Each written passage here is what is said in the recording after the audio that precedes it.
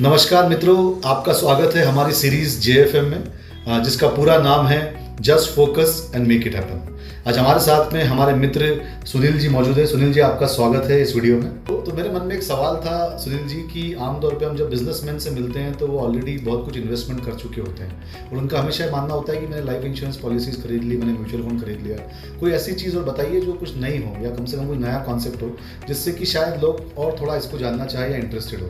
तो आप ऐसा कौन सा एक कॉन्सेप्ट आज हमारे साथ शेयर कर सकते हैं? देखिए, बिजनेसमैन के पास आशीष जी एक ही डर होता है कि यदि कल मेरा बिजनेस फेल हो जाए या किसी कारण से मैं जो है फेल हो जाऊं तो मेरी संपत्तियां, जो मेरी लाइबिलिटीज है, वो कहीं मेरे पत्नी और बच्चों के ऊपर बर्डन न बन जाए। राइट? तो जिसके कारण उसका हमेशा एक इमोशनल बैकग्राउंड रहता है। और आप देखते हैं कि हम अगर आज भोपाल की बात करूं तो आज जितने भी बिजनेसमैन होंगे वो 15 साल 20 साल से बिजनेस कर रहे हैं, कुछ ना कुछ पैसे कमा रहे हैं। अभी ये हो रहा है कि उसको बिजनेसमैन हमेशा सोचता है कि मेरा बिजनेस बड़ा से बड़ा।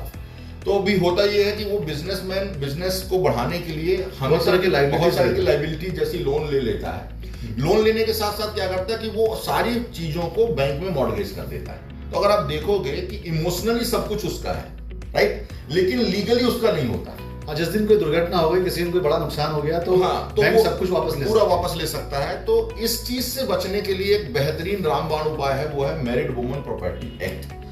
जो सेक्शन 6 ये कहता है कि यदि कोई विवाहित पुरुष अपनी पत्नी या बच्चों या पत्नी और बच्चों दोनों के नाम एक बेनिफिशियरी बना करके यदि एक पॉलिसी ले ले और उसमें वो नॉमिनी हो तो वो पूरा का पूरा पैसा उस विवाहित महिला की संपत्ति के रूप में माना जाएगा और उसको कोई भी क्रेडिटर या इवन लीगल उसको अटैच नहीं कर सकते।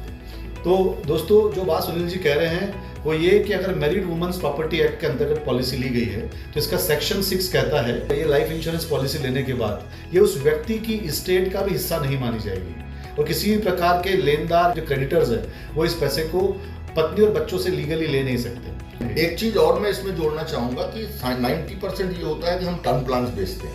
टर्म प्लान्स में ये होता है कि उसको मरने के बाद ही पैसा अपनी पत्नी को बचा। अगर मान लो एक बिजनेसमैन है जिसका टर्म प्लान है 1 करोड़ 2 करोड़ 5 करोड़ का, उसको डेथ बेनिफिट के रूप में और उस समय उसकी लायबिलिटी है तो वो 5 करोड़ उसकी इनकम माना जाएगा और उसकी पत्नी से ले लिया जाएगा। लेकिन यदि वो बेनिफिशियरी में एक सिंपल सा अगर वो MWPA के तहत सिर्फ नॉमिनी बना दे तो वो पूरा का पूरा पैसा वो ट्रस्ट बन जाता है और उसकी पत्नी बच्चों का भी होता है। तब उन लोगों के लिए भी बहुत समाधान है जो कि फैमिली बिजनेस करते हैं, 4-5 भाई हैं। अब बड़ा भाई 51 साल 52 साल का हो गया, वो चाहता है कि मुझे नहीं पता, अब मेरी एज हो गई है, मैं कुछ ऐसा पैसा अपनी बीवी और बच्चों के नाम सेव करना। बिजनेस तो सबका है। हाँ। तो उसके लिए भी एक समाधान बहुत अच्छा है कि वो चाहे तो कुछ पैसा अपने इनकम से सेव करके अपनी पत्नी और सिर्फ बच्चों के लिए, क्योंकि रन बिजनेस पूरा फैमिली कर रही है, कल कोई लायबिलिटी लीगल लायबिलिटी आती है उस स्थिति में उसकी पत्नी और बच्चों को भी परेशान होना पड़ सकता है। तो एक बेहतरीन सोल्यूशन के रूप में निकल आता है कि ये अगर हम लोगों को जाके बताएं जी तो चाहे वो बहुत लोगों को इसकी जानकारी भी नहीं, बिल्कुल जानकारी नहीं है, अवेयरनेस कम है। आज आए दिन कुछ ना कुछ लीगलिटी आती है तो इसमें बहुत अच्छा समाधान हो सकता है। एक छोटा सवाल और है, कितना एक्स्ट्रा चार्ज पे करना पड़ता है कि MWPA पॉलिसी खरीदने? कोई चार्ज नहीं पे करना पड़ता, सिर्फ एक आपको सिंपल पेज पे एक डिक्लेरेशन देना पड़ता है जो कि आपको जब एप्लीकेशन है उसमें आप सिंपल टिक कर करके भी उसको और बेसिक डिटेल भर करके आप अपनी पत्नी बच्चों को कर सकते हैं। तो मित्रों, आपने जाना कि MWPA पॉलिसी के अंतर्गत आप नहीं सिर्फ एक पॉलिसी ऐसी क्रिएट कर सकते हैं जो कि बाद में आपकी स्टेट का पार्ट नहीं मानी जाएगी और इसे कोई भी क्रेडिटर जो है वो आपके परिवार से छीन नहीं सकता। और आपने ये भी देखा कि ये एक free of cost additional benefit है जो लाइफ इंश्योरेंस पॉलिसी में लिया जा सकता है। तो मेरा निवेदन है कि आप अधिक से अधिक लोग जिनसे आप मिले इस JFM में, आप अगर वो बिजनेसमैन है, इवन वो इंडिविजुअल अर्नर भी है जो जॉब करते हैं या किसी तरह के प्रोफेशनल है तो भी दी जा सकती है, लेकिन ये थोड़ा सा बिजनेसमैन को ज़्यादा प्रभावित कर सकती है। आपका बहुत बहुत धन्यवाद इस वीडियो को देखने के लिए।